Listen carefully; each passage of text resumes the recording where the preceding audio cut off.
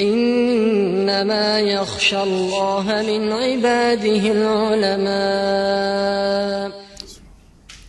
السلام عليكم ورحمة الله وبركاته.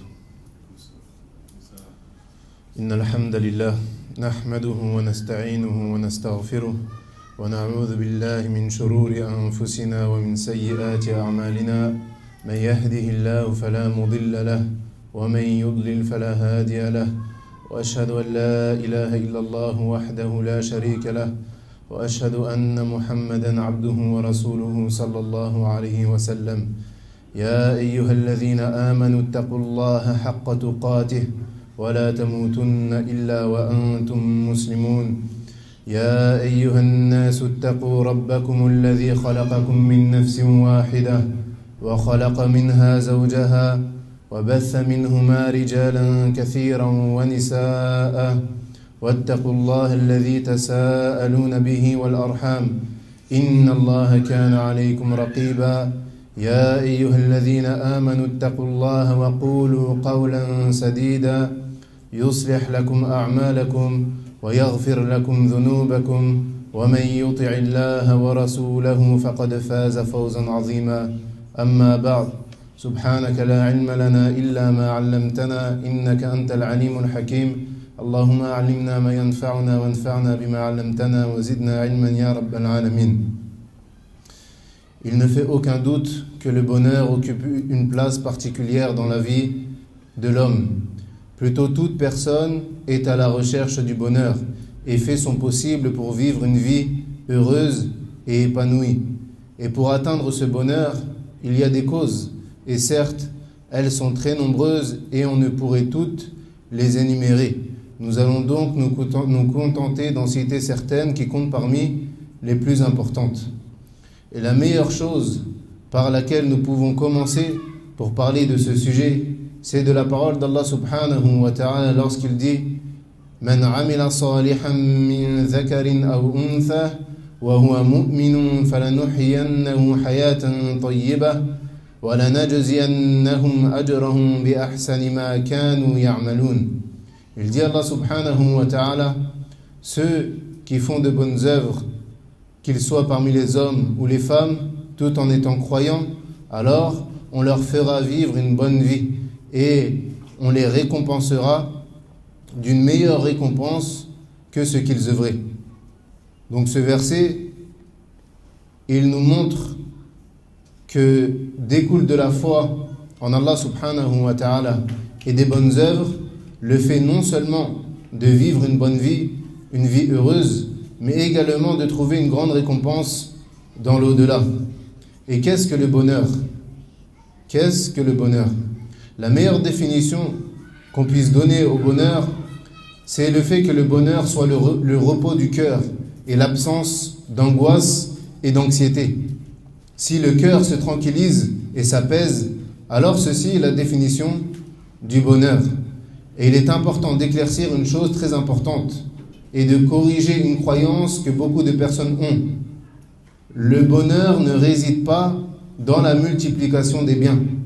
Car combien sont ceux qui ont amassé des biens en abondance, mais dont le cœur ne trouve ni tranquillité ni repos, mais plutôt tu les vois anxieux, tu les vois perturbés, tu les vois troublés.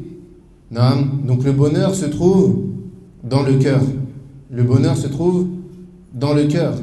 Et le cœur a été créé pour être rempli d'amour, d'humilité et de soumission envers Allah subhanahu wa ta'ala. Et c'est pour cela que les kuffars, en réalité, ils ne peuvent pas goûter au vrai bonheur de ce bas monde. Ils ne peuvent pas goûter au vrai bonheur de ce bas monde, mais plutôt ils vont vivre des petits moments de bonheur. Ils vont vivre des petits moments de bonheur. Quant au vrai bonheur, le repos du cœur, alors ceci est réservé aux croyants qui auront rempli leur cœur d'amour envers Allah subhanahu wa ta'ala, qui auront rempli leur cœur d'humilité et de soumission envers leur Seigneur tabaraka wa ta'ala. Donc le cœur, il n'a été créé que pour adorer Allah azza wa jal. Et dans le cas où ce cœur, il n'est pas rempli de ce pourquoi il a été créé, alors il ne peut en aucun cas ressentir et concrétiser ce bonheur. Plutôt, comme on l'a dit, le cœur sera troublé et perturbé. Donc un cœur qui ne concrétise pas ce pourquoi il a été créé, c'est-à-dire l'adoration d'Allah subhanahu wa ta'ala seul, sans associé, ne peut trouver cette tranquillité et ce repos. Et c'est pour cela que celui qui médite sur les invocations prophétiques qui ont pour sujet la guérison des soucis, la guérison du malheur ou bien de l'angoisse, il verra que toutes ces invocations-là, elles sont basées sur une seule chose. Elles sont basées sur le tawhid. Elles sont basées sur l'unicité d'Allah subhanahu wa ta'ala.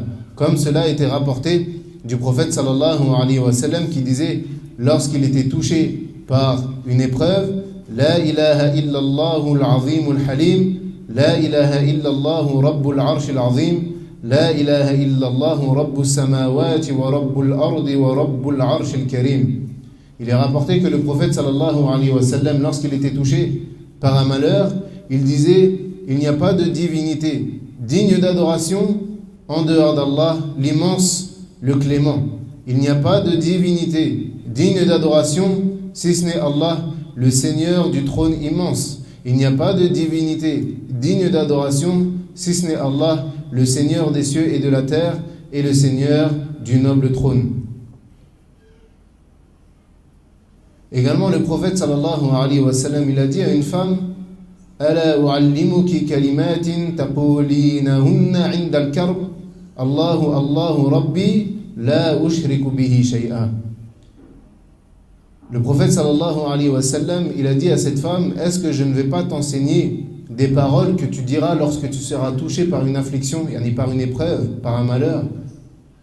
Dis Allahu Allah, mon Seigneur, je ne t'associe rien.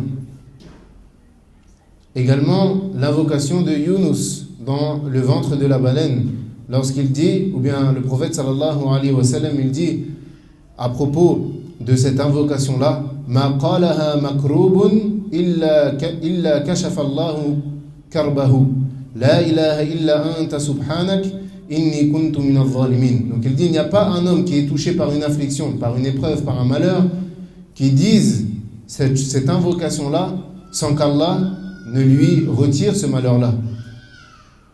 Le fait de dire il n'y a pas de divinité digne d'adoration en dehors de toi, gloire à toi, j'ai certes été du nombre des injustes. وأيضا جاء في الحديث الذي قال فيه عليه الصلاة والسلام في ذكر الدعاء المكروب اللهم رحمتك أرجو فلا تكلني إلى نفسي طرفة عين وأصلح لي شأني كله لا إله إلا أنت. Il dit, le prophète sallallahu alayhi wa sallam, encore une fois dans l'invocation de celui qui est touché par un malheur, le fait de dire « Oh Allah, j'espère ta miséricorde.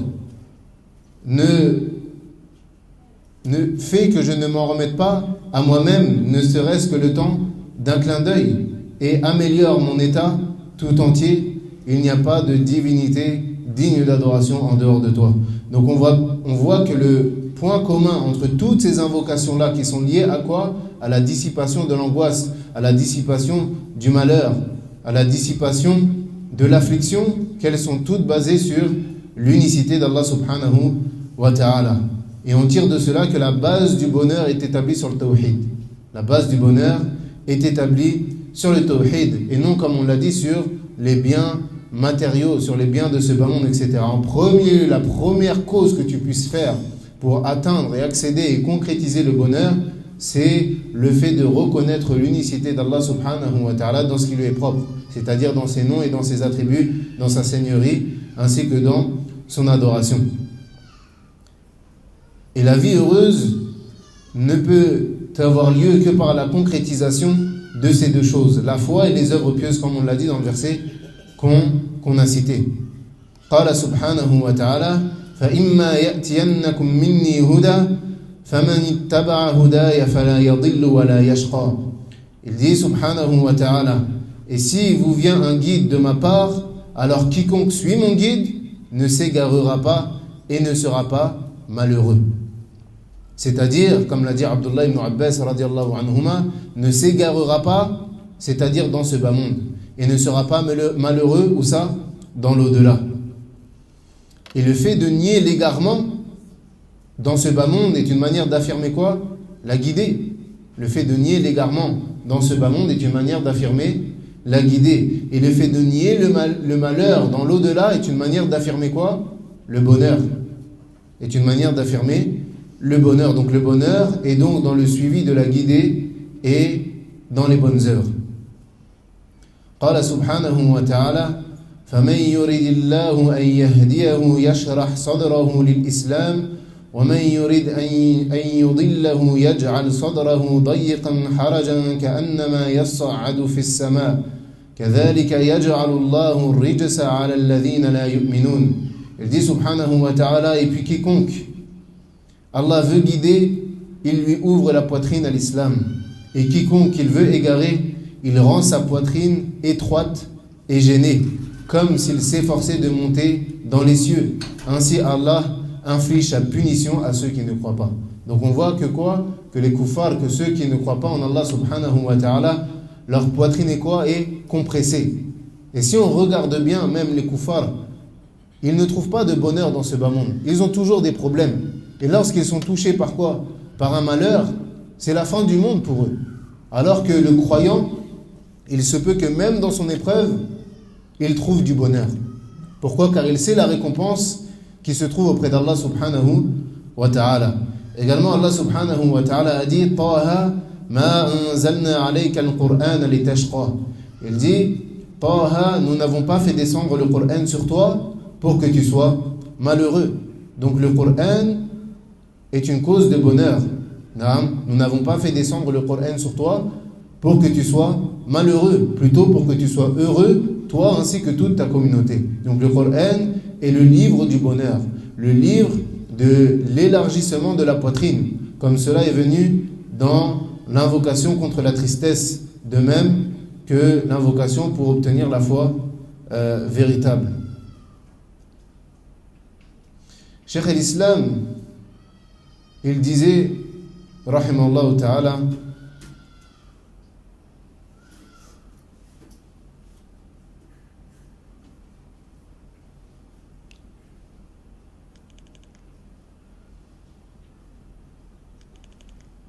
نعم الإيمان في الدنيا جنة من لم يدخلها لم يدخل جنة الآخرة.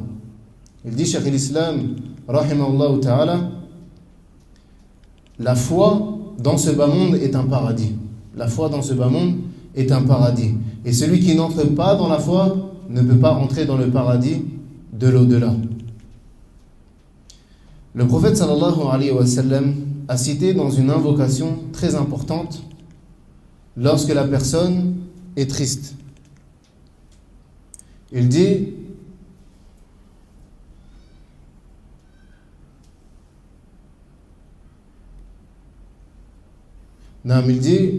Allahumma inni abduka ibnu abdik ibnu amatika nasiyati biyadik madin fiyya hukmuk عدل في قضاؤك أسألك بكل اسم هو لك سميت به نفسك أو أنزلته في كتابك أو علمته أحدا من خلقك أن استأثرت به في أو استأثرت به في علم الغيب عندك أن تجعل القرآن ربيع قلبي ونور صدري وجلاء حزني.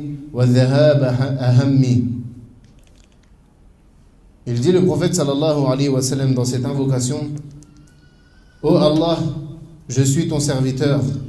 Ô Allah, je suis ton serviteur, fils de ton serviteur, fils de ta servante.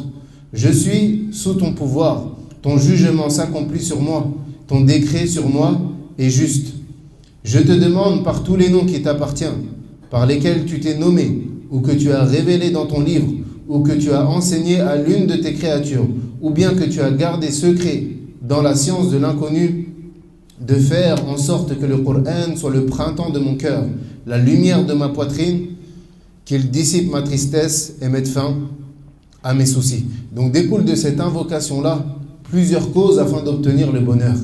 La première cause, c'est tahqiq al-ubudiyya lillah, le fait de concrétiser l'adoration d'Allah subhanahu wa ta'ala. Et ceci est clair dans la parole du prophète sallallahu alayhi wa sallam lorsqu'il dit Allahumma inni abduk wa ibnu abdik wa ibnu amatik. Oh Allah, je suis ton serviteur, fils de ton serviteur et fils de ta servante.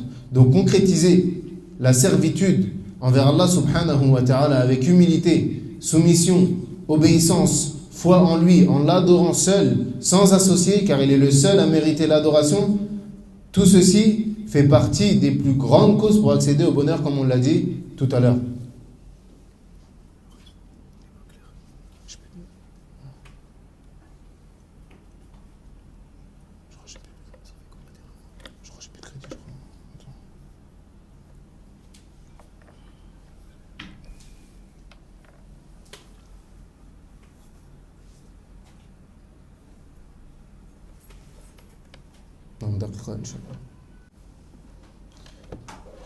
Non.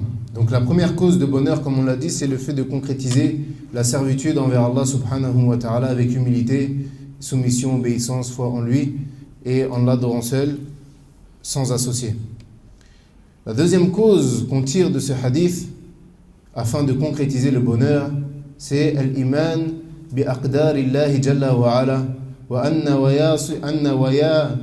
wayasi al-ibad biyadihi wa anna hikmahu fihim nafidh la radda li hukmihi.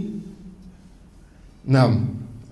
Le fait que la foi au décret d'Allah subhanahu wa ta'ala, lorsqu'il dit, le prophète sallallahu alayhi wa sallam, je suis sous ton pouvoir, c'est-à-dire mon affaire est entre tes mains, et ce que tu as décrété pour moi se réalisera forcément.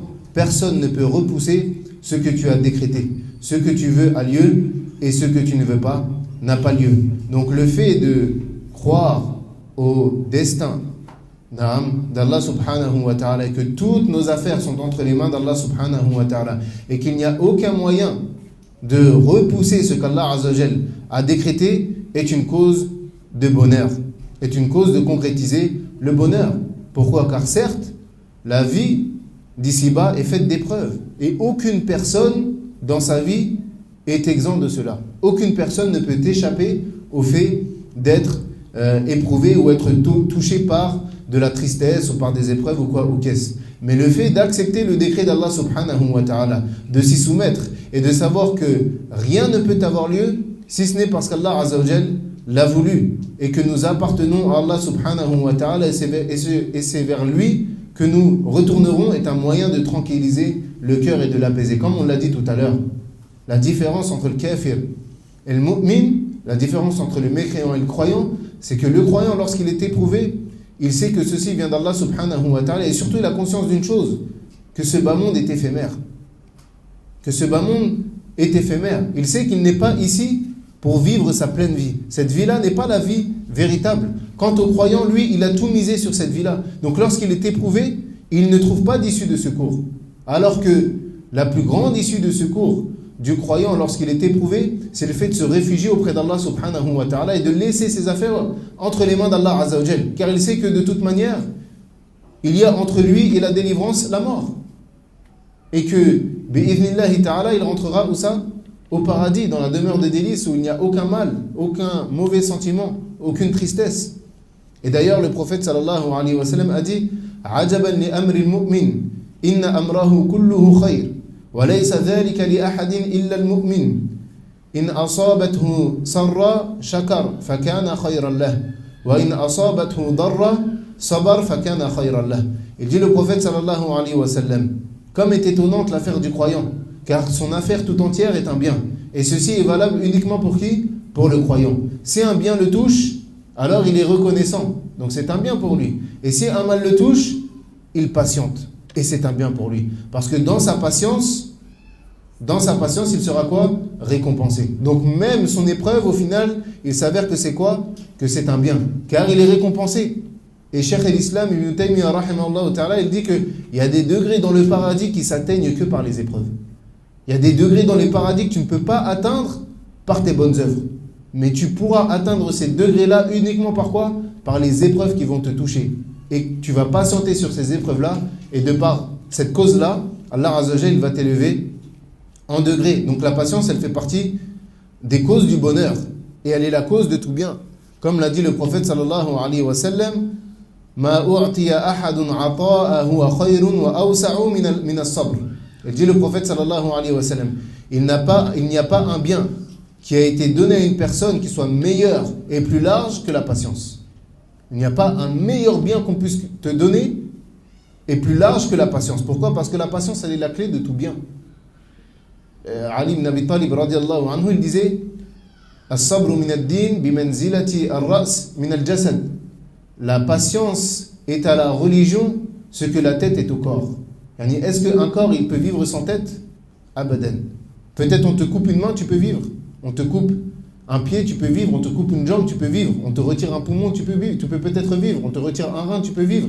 Mais la tête, si on la coupe, khalas, il n'y a plus de vie. Donc il dit, Ali ibn Abi Talib, radiallahu anhu, la patience est à la religion ce que la tête est au corps. Si tu n'as pas de patience dans ta religion, alors tu ne pourras jamais vivre ta religion comme il se doit. Et la patience, comme les ulama ils la définissent, c'est le fait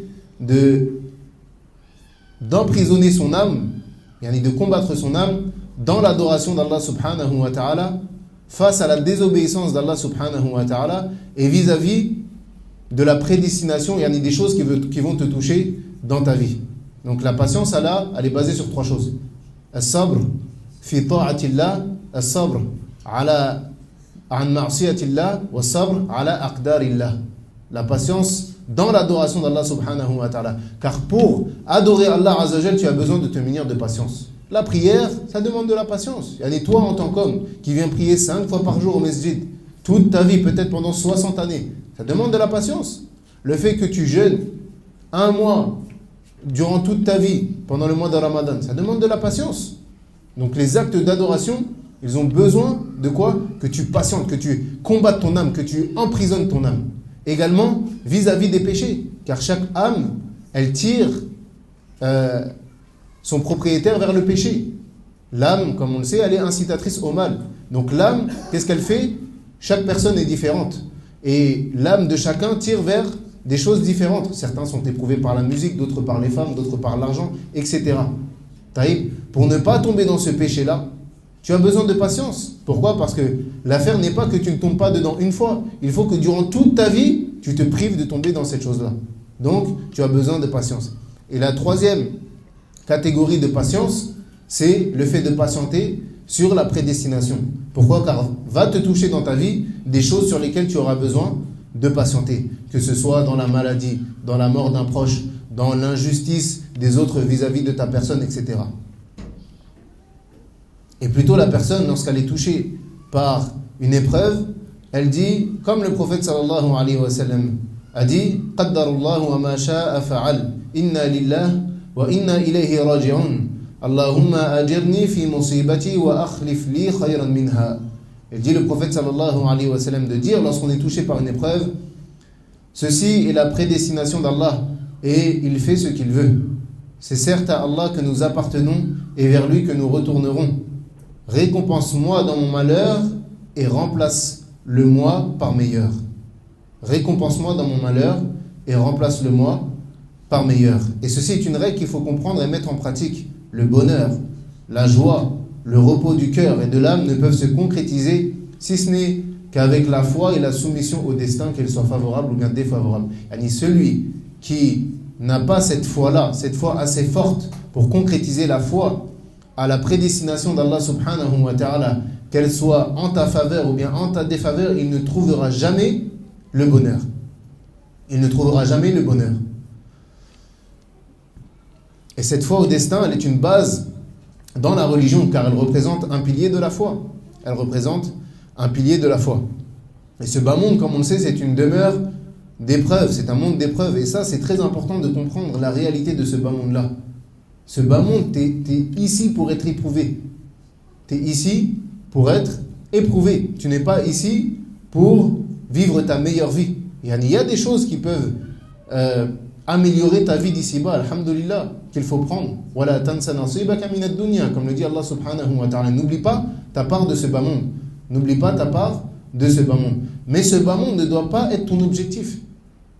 Ce bas monde, il est une passerelle. Simplement.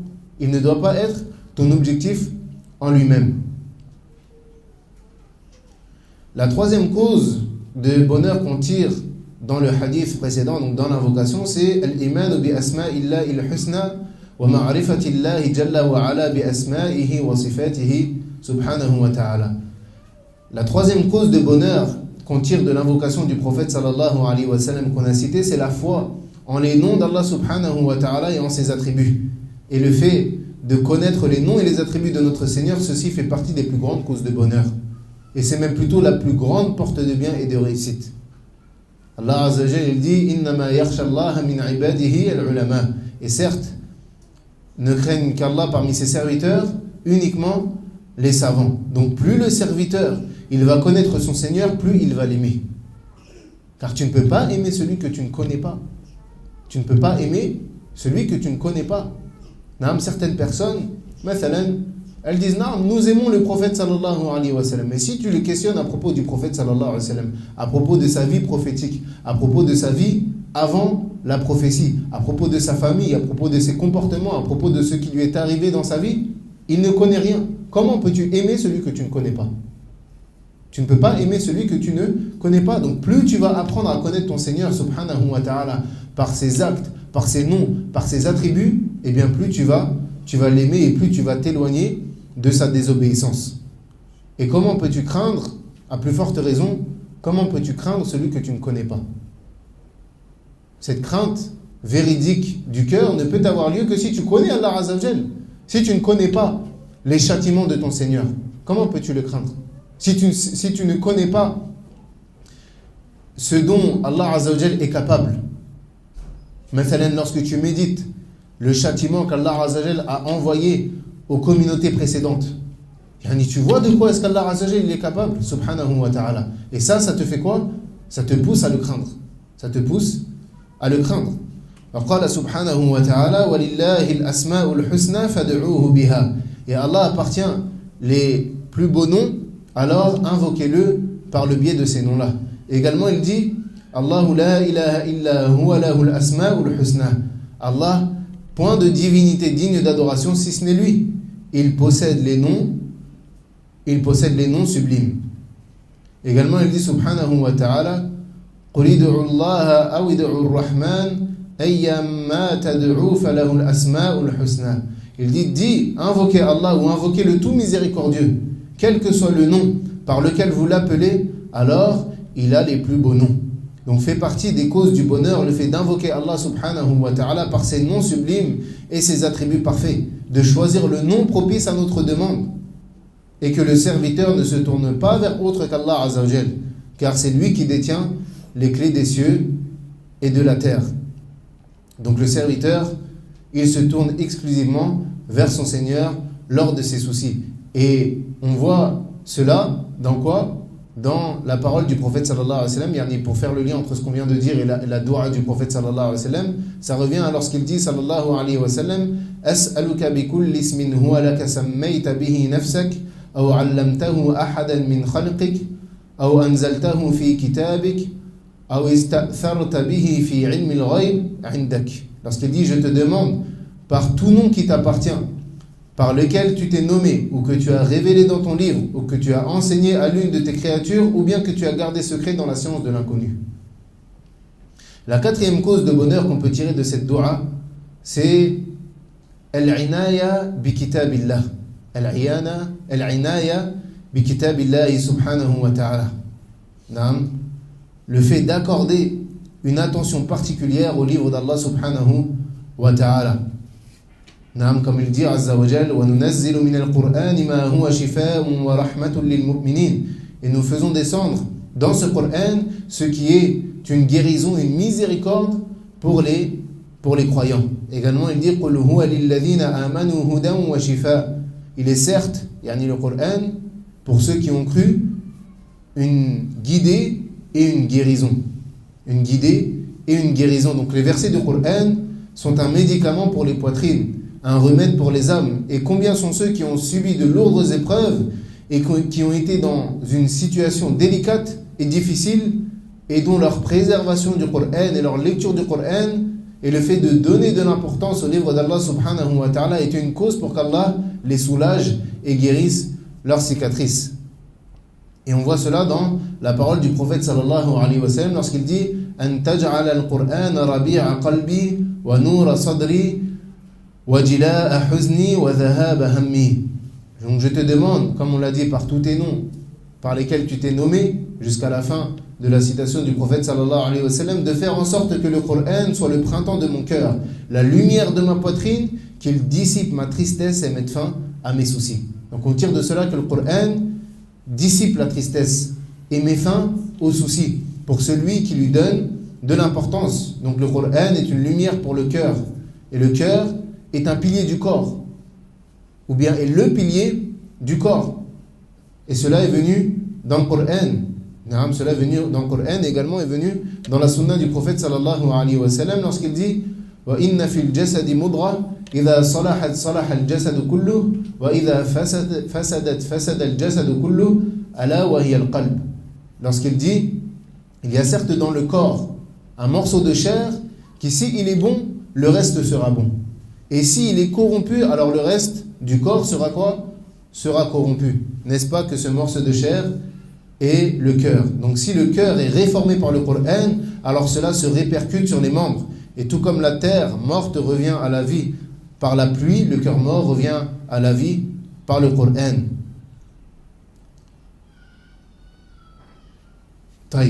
Mais cette revivification du cœur par le Coran, elle ne peut avoir lieu que par le simple fait de lire sans méditer sur ces versets et sans comprendre les sens. Et tout ce que je viens de citer parmi les bénéfices tirés du Coran, ce n'est pas pour celui qui lit simplement le Coran sans le méditer ou bien sans en comprendre les sens. Non. La personne, elle doit comprendre l'essence du Coran pour que ce médicament puisse faire effet.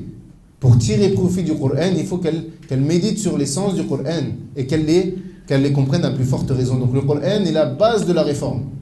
Le Coran est la base de la réforme de la poitrine et des œuvres. Et il est triste que malheureusement de constater que beaucoup d'entre nous ont réduit la voie des salafs, la voie des pieux prédécesseurs, à une simple apparence extérieure.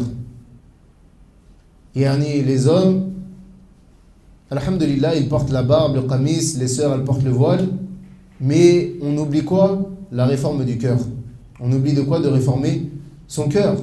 Donc nul doute que le fait de laisser pousser sa barbe pour l'homme ou bien de se voiler pour la femme est une obligation. Et ceci fait partie de la voie des salafs.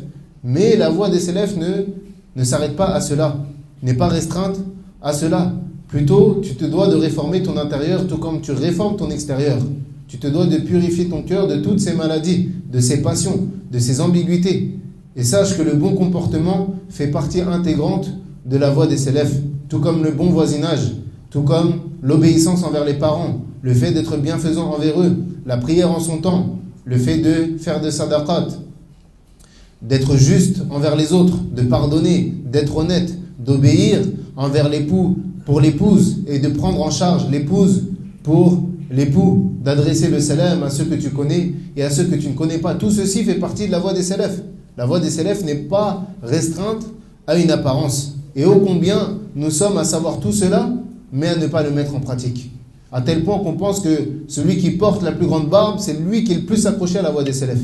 Et la sœur qui est la plus couverte, c'est celle qui est le plus accrochée à la voie des salafs. Là, comme on l'a dit, c'est une obligation, alhamdulillah. Mais ce n'est pas restreint à ça. Le adab est une partie intégrante de notre religion. Et celui qui lit dans la biographie des salafs, il verra cela. Il sera étonné de trouver les comportements des salafs. Allah subhanahu wa ta'ala a dit, le jour où ni les biens, ni les enfants ne seront d'aucune utilité. Illa man atallaha biqalbin salim. Sauf celui qui vient à Allah avec un cœur sain.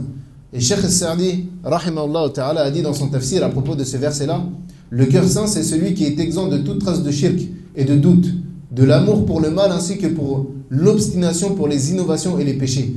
Plutôt c'est celui, le cœur sain, qui est caractérisé par l'inverse de cela, à savoir la sincérité, la science, la certitude, l'amour pour les bonnes actions, et qui aime Allah et qui aime ce qu'Allah aime et dont les passions sont en conformité avec la législation d'Allah subhanahu wa ta'ala.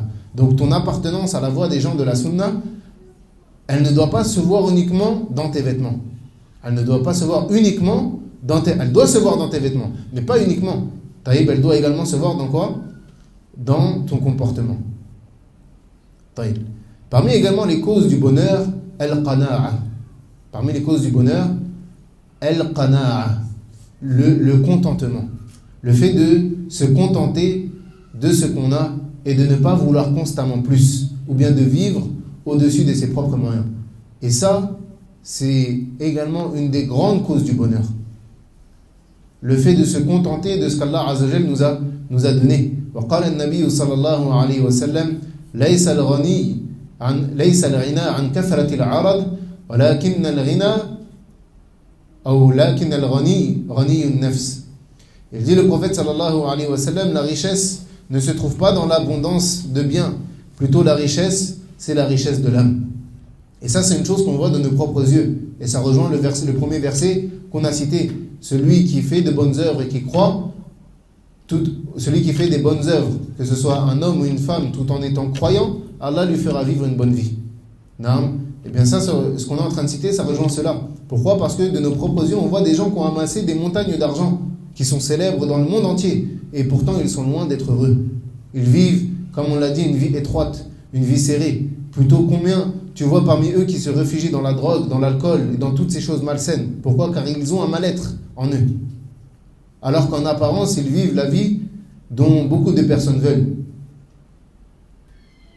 Et au contraire, tu trouves des gens qui matériellement ont très peu de choses, mais le fait qu'ils se contentent de ce qu'ils ont et qu'ils remercient Allah Azza wa Jal pour ce qu'ils ont, alors tu trouves qu'ils vivent une bonne vie.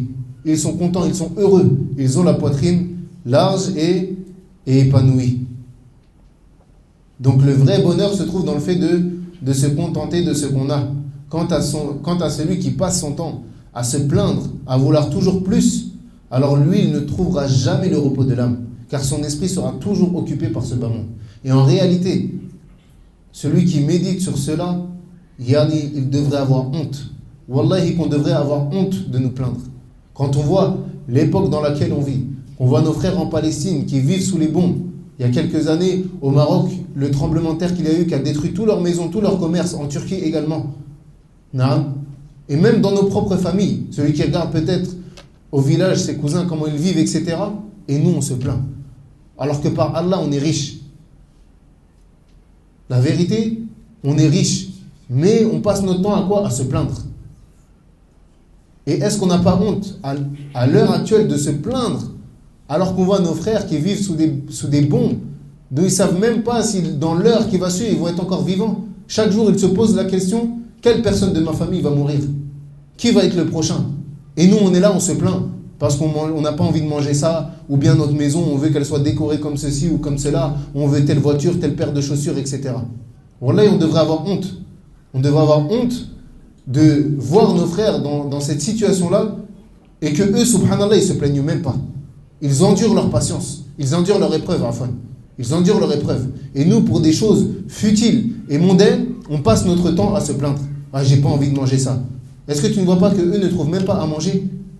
Et toi, quand on te donne à manger, tu dis, j'ai pas envie de manger ça. Et rentre dans cela également, dans le fait, dans les causes du bonheur, dans cette partie-là, le qana'a, on peut ajouter à cela le fait d'être positif. Le fait d'être positif. Car certaines personnes, elles sont la propre cause de leur malheur. Pourquoi? Car ce sont des personnes qui sont constamment négatives. Quoi qu'il se passe, même si c'est un bien, elles vont toujours sortir une chose négative. Elles passent leur temps à citer les côtés négatifs et à ne jamais voir les choses positives. Tout le temps. Tout le temps, tout le temps, tout le temps. Elles cherchent tout le temps des choses négatives dans ce qui leur arrive. Même si elles sont touchées par un bien, elles vont être pessimistes. Toujours, elles vont être négatives. Et ça fait... c'est une cause de malheur. Tu t'empêches toi-même de trouver le bonheur. Et rentre dans cela, ou bien il est important de parler d'un sujet qui rentre plus ou moins dans cela, et d'une chose répandue à notre époque et qu'on peut voir sur les réseaux sociaux, c'est le fait que certains, ils essayent de laisser paraître la vie de rêve sur les réseaux sociaux. Ils essayent de laisser paraître quoi? la vie de rêve, à travers les voyages, à travers les restaurants, à travers les hôtels luxueux. Et ça trompe énormément de personnes. Ça trompe énormément de personnes qui ne voient plus que par cela. Et surtout pour les jeunes. Surtout pour les jeunes. Et malheureusement, beaucoup de femmes, elles ont été trompées par cela. Elles ont été quoi? Trompées par cette chose-là. Par le fait de voir ce que certaines sœurs ou certaines femmes sur les réseaux sociaux, elles laissent paraître. À tel point que qu'est-ce qu'elle va faire cette femme-là? Elle va minimiser tout ce que son mari lui apporte. Pourquoi? Car il ne la ramène pas en vacances dans tel endroit, ou parce qu'ils ne vont pas là-bas, ou quoi, ou qu'est-ce. À tel point qu'aujourd'hui, subhanallah, tu vois des sœurs qui, lorsqu'elles souhaitent se marier, parmi les premières choses qu'elles abordent avec le prétendant, c'est les voyages. Avant même de l'avoir questionné sur son dîn, avant même de l'avoir questionné sur son adab, sur sa relation avec Allah Azza wa Jal, sur sa relation avec ses parents, sur sa relation avec la mosquée, elle dit, moi je veux voyager. Khalas. Je veux quelqu'un qui aime les voyages. Comme si c'était devenu une condition du zawaj, que l'homme, il te fasse voyager. Et si il te fait voyager, alhamdulillah, mais qu'est-ce que tu vas manquer? Il ne faut pas oublier une chose, le rôle de l'homme, c'est pas de te faire voyager. L'homme, il a des responsabilités. Tamam? Il a des responsabilités. Il doit te prendre en charge. Ça, on est tous d'accord là-dessus. Mais ce n'est pas une obligation que tu voyages. Combien de femmes ont vécu une belle vie sans être jamais sorties de leur pays? Tu trouves des femmes parmi les sahabiyat. Est-ce qu'on voit qu'elles ont parcouru la terre? Là, tu trouves certaines femmes, notamment le athar d'une des femmes parmi les salafs, qui est sortie 2 fois de sa maison. Le jour où elle s'est mariée et lorsqu'elle est morte. On te dit, oh toi la femme, le as c'est que ta place est dans le foyer, dans la maison. Ta place c'est pas dehors. De base, on n'est pas en train de dire que c'est pas bien de voyager, c'est pas ce qu'on est en train de dire. Mais il faut pas inverser les choses. Faut pas faire que la base c'est que tu sois en dehors de ton foyer. Tous les 4 matins, tu es en voyage ici, tu es en voyage là-bas. Et encore pire, ça a poussé certaines femmes à faire quoi? À voyager sans mahram. Encore pire.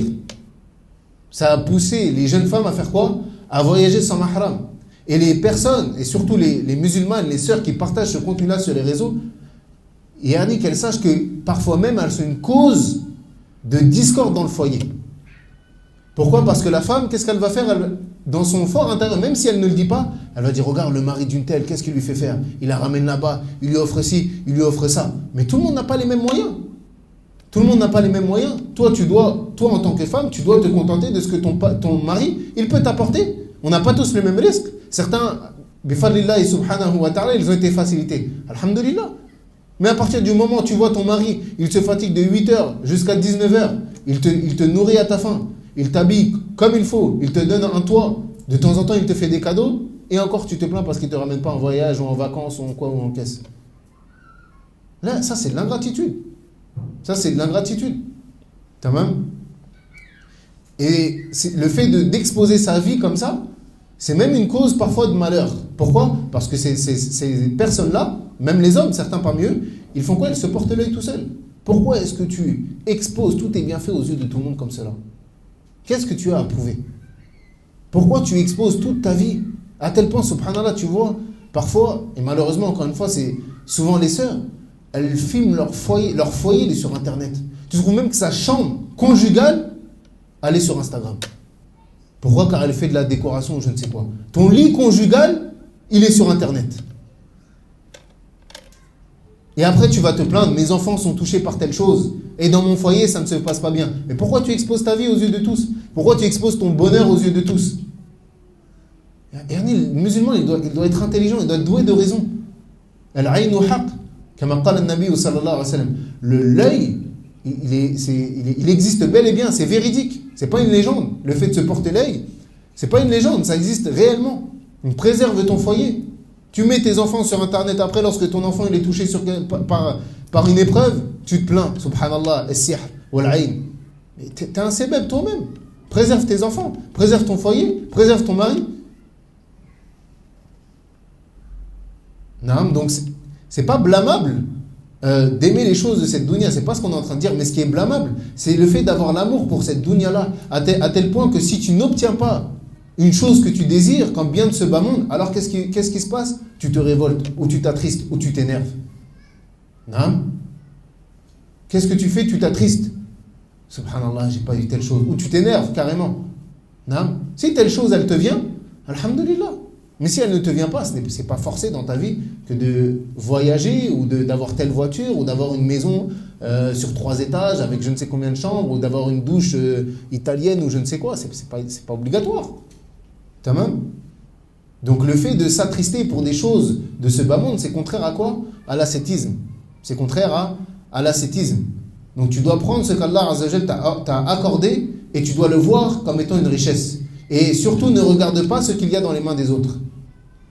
Ne regarde pas ce qu'il y a dans les mains des autres. Pourquoi? Car tu vas minimiser ce qu'Allah Azza wa Jal t'a accordé à toi. Et combien de personnes ne possèdent même pas le quart de ce que toi tu possèdes et pourtant ils ne se plaignent jamais de ce qu'ils ont. Combien, si tu regardes dans le monde entier, dans les pays, dans les autres pays, regarde ta situation, probablement tu es plus riche que la moitié de cette planète-là. Tu vis d'une meilleure manière que la moitié des gens sur cette terre. Pourtant, tu ne vois pas ces gens se plaindre. Tu vois ces gens-là se contenter de ce qu'ils ont. Et le prophète sallallahu alayhi wa sallam a dit Unzuru ila man huwa asfal minkum wa la tanzuru ila man huwa fawqakum fa huwa ajdaru alla tazdaru ni'matallahi alaykum. Il dit le prophète sallallahu alayhi wa sallam, regardez celui qui est plus bas que vous, yani en bien, et ne regardez pas celui qui est au-dessus de vous. Cela est plus à même de vous éviter de mépriser le bienfait d'Allah à votre égard. Et les gens qui sont tout le temps occupés à regarder ce que les autres ils ont, wallah, ils n'arrivent pas à se satisfaire de ce qu'ils ont. Alors que certaines personnes les regardent eux et disent j'aimerais tellement avoir ce qu'elle a, ou bien ce que cette personne elle a. Et elle, tellement elle est occupée à regarder ce qu'il y a chez le voisin, eh ben elle ne voit pas ce qu'il y a dans sa propre maison. Tu ne vois pas les bienfaits qu'Allah Azza wa Jal t'a donné à toi. Pourquoi? Parce que tu es occupé à regarder ce que le voisin, lui, il a. Et ce que toi, tu n'as pas.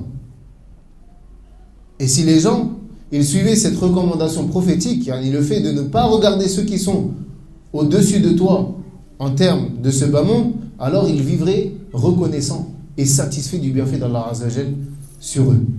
Donc si tu veux apprécier ce que tu as, tu te dois de ne pas regarder les gens qui sont mieux que toi, qui ont une situation mondaine meilleure que la tienne. Mais plutôt, tu dois regarder ceux qui ont une situation mondaine inférieure à la tienne. C'est comme ça que tu trouveras le repos et le contentement.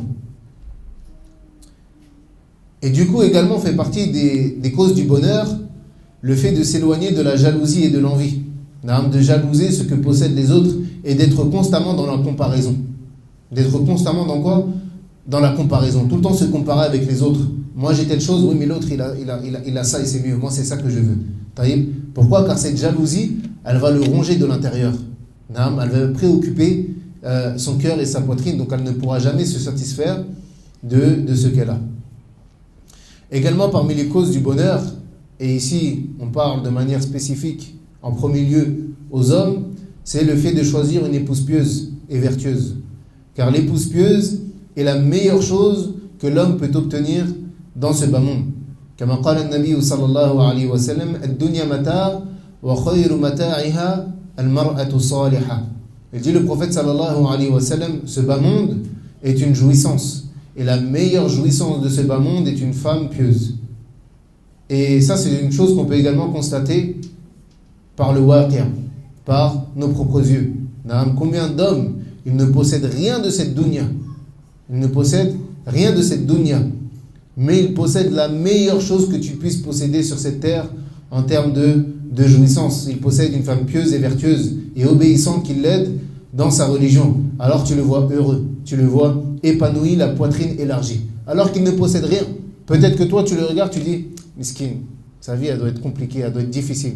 Alors que sa vie, il vit mieux que toi. Il est plus heureux que toi. Pourquoi? Car il a la meilleure jouissance de ce bas monde. Et ça, c'est également vrai dans l'autre sens. Comme on l'a dit de manière spécifique. En premier lieu, on cite que c'est une cause de bonheur pour l'homme, mais c'est également valable pour la femme. Le fait qu'elle choisisse un bon époux qui lui accordera ses droits et qui fera les causes pour lui enseigner sa religion, ça sera une cause de son bonheur, une cause qu'elle sera heureuse, qu'elle sera épanouie. Donc la femme également, elle doit chercher un bon époux.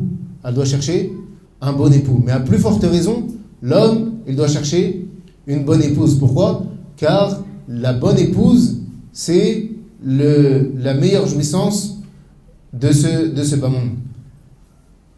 وعن سعد بن أبي وقاص رضي الله عنه قال رسول الله صلى الله عليه وسلم 4 من السعادة المرأة الصالحة والمسكن الواسع والجار الصالح والمركب الهني و4 من الشقاء الجار السوء والمرأة السوء والمركب السوء والمسكن الضيق. Il dit le prophète sallallahu alayhi wa sallam, 4 choses font partie du bonheur: la femme pieuse, la maison spacieuse, le voisin pieux et la bonne monture. 4 choses font partie du bonheur: la femme pieuse, la maison spacieuse, le voisin pieux et la bonne monture. Et 4 choses font partie du malheur: le mauvais voisin, la mauvaise femme, la mauvaise monture et le logement trop petit. Et il ne fait aucun doute qu'une maison épanouie est une des plus grandes causes de bonheur. La maison épanouie est une des plus grandes causes de bonheur. Mais il faut savoir une chose très importante: ce bonheur conjugal, il ne peut s'atteindre que par l'acquittement des droits et des devoirs. Ce bonheur conjugal, il ne peut s'atteindre que si les droits et les devoirs de chacun, ils sont respectés. Car la base du foyer, c'est la piété. Et malheureusement, tu trouves beaucoup de personnes, hommes comme femmes. Ici, on ne parle pas des sœurs ou des frères, on parle des deux. Hommes comme femmes, tu trouves énormément de personnes qui se plaignent du malheur conjugal, mais tu vois qu'ils sont la propre cause de ce malheur. Car ils ne s'acquittent pas des droits, ou bien qu'ils ne s'acquittent pas des devoirs qu'ils ont envers son conjoint. Comment est-ce que tu veux vivre heureux? Sache que lorsque tu ne t'acquittes pas de ton droit envers ton épouse, ou bien envers ton époux, tu es injuste. C'est une injustice, car c'est quelque chose qui lui revient de droit. C'est Allah Azza wa Jal qui lui a accordé ce droit-là. Tamam? Donc lorsque tu le prives, ou tu la prives de ce droit-là, c'est une injustice. Quelle personne il peut être heureux alors qu'il subit une injustice? Tu penses que celui à qui tu es en train de faire une injustice, il va te le rendre en bien? Ce n'est pas possible.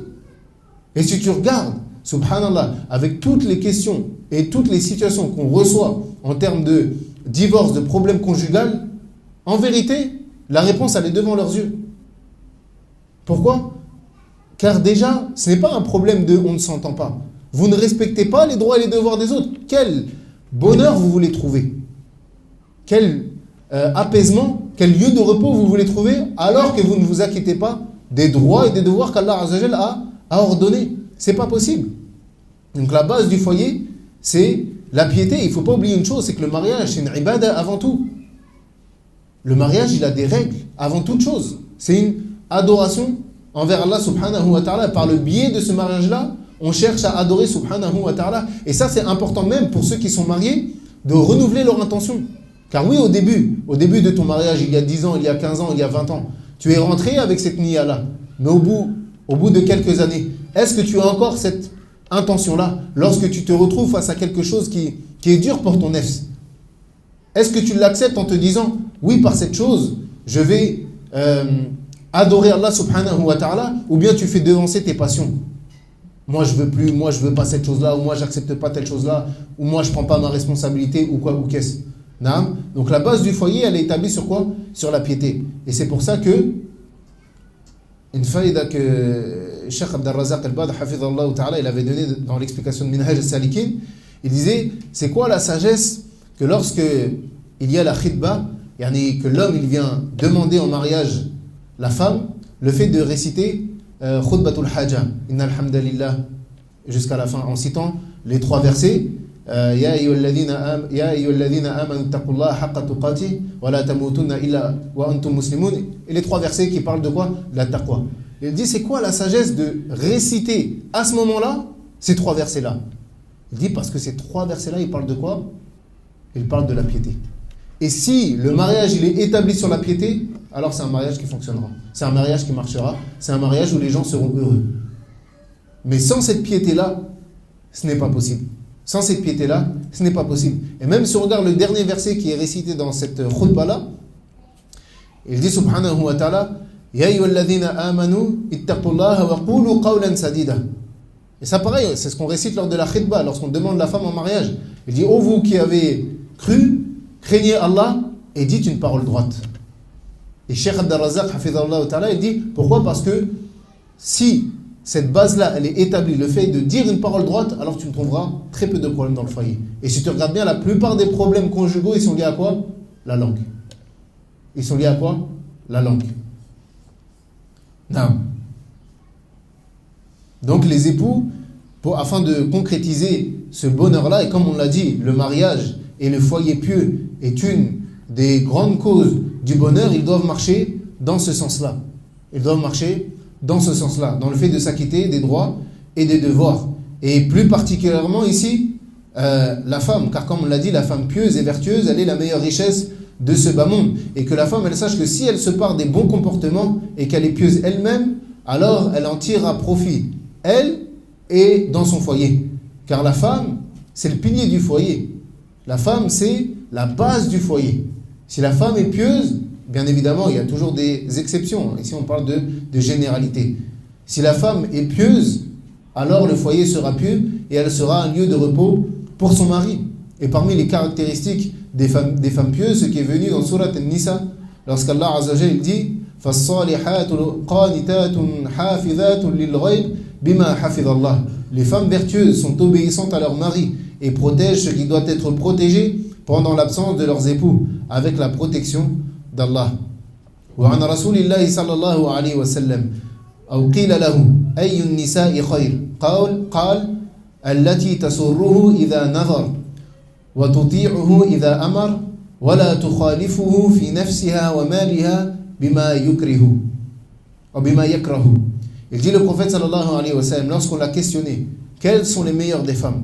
Il a répondu sallallahu alayhi wa sallam, celle qui te rend heureux lorsque tu la regardes. C'est-à-dire celle qui s'apprête, celle qui s'habille, celle qui s'embellit pour son mari. Donc celle qui te rend heureux lorsque tu la regardes. Celle qui t'obéit lorsque tu lui ordonnes. Et celle qui préserve sa personne lors de ton absence ainsi que tes biens. Yani elle préserve sa chasteté et elle préserve également tes biens. Également le prophète sallallahu alayhi wa sallam a dit khayru nisaikum al-walud wa sharru nisaikum al-mutabarrijat al-mutakhayyilat. Il dit le prophète sallallahu alayhi wa sallam, les meilleures de vos femmes sont les femmes affectueuses et fécondes. Les meilleures de vos femmes sont les femmes affectueuses et fécondes. Et les pires de vos femmes sont celles qui exhibent leur beauté aux hommes étrangers et celles qui sont orgueilleuses. Et également rentre dans les caractéristiques de la femme pieuse, celles qui ne surchargent pas, comme on l'a dit tout à l'heure, leur mari dans la dépense. Elles ne surchargent pas leur mari dans la dépense, car ça revient à ce qu'on a dit tout à l'heure, le contentement, le fait de se contenter de ce que ton mari peut t'apporter et de ne pas renier sa dépense, de ne pas renier son bienfait. Tamam, le fait de ne pas renier son bienfait. Inch'Allah, si Allah Azza wa Jalla nous le permet, Inch'Allah, plus tard, on fera une conférence, ou prochainement, Inch'Allah, sur les caractéristiques de la femme pieuse. Donc, pour revenir à notre sujet, qui sont les causes du bonheur, il y a également, la dernière cause qu'on va citer, c'est le fait que le musulman il doit comprendre, comme on l'a dit au début, que ce bas monde, à la base, n'est pas fait pour être heureux. Le but de ce bas monde n'est pas d'obtenir le bonheur, car tu ne l'obtiendras jamais. Pourquoi? Car c'est la demeure de l'épreuve. Tu seras touché par quoi? Par des épreuves. Ce bas monde, c'est un test, c'est un examen. Et le vrai bonheur, il se trouve où ça? Au paradis. Celui qui veut réellement concrétiser le vrai bonheur, le vrai bonheur, il se trouve où ça?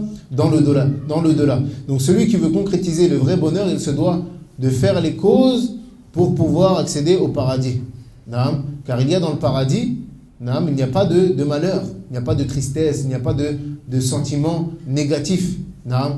Il y a uniquement des délices. C'est la demeure des délices. Et le prophète sallallahu alayhi wa sallam a dit Ad-dunya sijnul mu'min wa jannatul kafir. Ce bas monde est la prison du croyant et le paradis du mécréant. Ça c'est la parole du prophète sallallahu alayhi wa sallam qui te dit que ce bas monde c'est une prison. Quelle personne peut trouver son bonheur en prison? Si ce n'est peut-être Cheikh al-Islam Taymiyyah rahimallahu ta'ala qui disait que son paradis était dans son cœur. Mais de manière générale, ce bas monde, tu seras éprouvé. Nul doute sur cela. Tu seras éprouvé. Donc tu dois comprendre cette chose-là. Il faut que tu aies tout le temps entre tes yeux que ce bas monde, il n'est pas fait pour être heureux. Ce qui me vient, alhamdulillah, c'est un fadl de la part d'Allah subhanahu wa ta'ala. Mais ce qui ne me vient pas, alhamdulillah, Inch'Allah, je l'aurai dans l'au-delà. Tu trouves des gens qui se plaignent de ne pas avoir leur maison. Ils se plaignent de ne pas avoir construit leur maison, ou ils ont fait de leur objectif principal la construction d'une maison. Et s'il ne l'obtient pas, alors il n'est pas satisfait de ce bas monde. Mais est-ce que tu n'as pas entendu la parole du prophète sallallahu alayhi wa sallam qui dit que celui qui prie 12 raka'a surérogatoires par jour, Allah lui construit une maison dans le paradis. Pourquoi tu ne vas pas construire ta maison là-bas si tu as la certitude que la vie véritable se trouve où ça? Dans le-delà. Tu n'es pas ici pour t'établir. Il se peut que tu passes 10 années à construire ta maison et qu'Allah Azza wa Jalla te fasse mourir avant que tu mettes un seul pied dedans. Tamam? Donc ce bas monde, comme Allah Azza wa Jalla dit, Wala tansa nasibaka minad dunya. Et n'oublie pas ta part de ce bas monde. Non, tu dois prendre une part de ce bas monde obligatoirement, car il y a des choses de ce bas monde qui, comme on l'a dit, sont des causes de bonheur. Les enfants, même les biens, l'épouse pieuse, etc. La maison spacieuse, la bonne monture, tout ceci contribue au bonheur. Mais ça ne doit pas être un objectif qui fait que si tu ne l'as pas, alors tu te rebelles, alors tu t'énerves, alors tu t'attristes. La dunya doit être dans ta main pour pouvoir la jeter à n'importe quel moment. La dunya, elle n'est pas dans ton cœur, elle est dans ta main. Naam. Ce qui te vient, alhamdulillah. Ce qui ne te vient pas, alhamdulillah. Naam. ونكتفي بهذا القدر إن شاء الله تعالى. نعم. ويا إخوة, Inch'Allah, cette assise, c'est la dernière, Inch'Allah, tamam. Car je vais voyager prochainement. Donc c'est la dernière assise de cette année, Inch'Allah ta'ala. Et on demande à Allah subhanahu wa ta'ala d'accepter de nous et de vous. Et jazakumullahu khairan pour votre patience et pour votre présence. Et on demande à Allah Azza wa Jalla de nous faciliter beaucoup de rencontres de ce type, Inch'Allah ta'ala. Naam.